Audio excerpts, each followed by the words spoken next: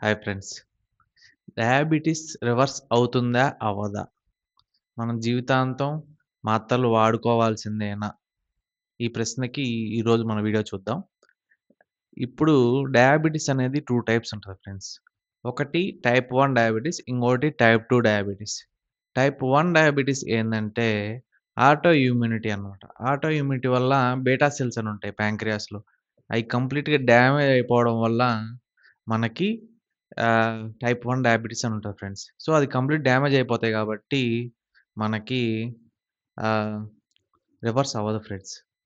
అదే type 2 diabetes అనుకోండి. అది మనకి ఇన్సులిన్ రెసిస్టెన్స్ అనమాట. కొంచెం ఫ్యాట్ అడిపోస్ టిష్యూలో ఎక్కువ అయిపోవడం వల్ల మనకి ఇన్సులిన్ రెసిస్టెన్స్ అనేది వస్తదనమాట.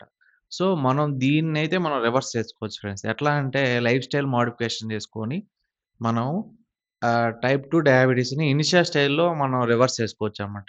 అదే ప్రొలాంగ్ అయిపోయిందనుకో ఫ్రెండ్స్ అది కొన్ని రోజులు ఎక్కువైపోంగానే ఏమవుద్దంటే బీటా సెల్స్ లోడ్ ఎక్కువైపోయి అయి గూడా డ్యామేజ్ అయిపోతాయన్నమాట.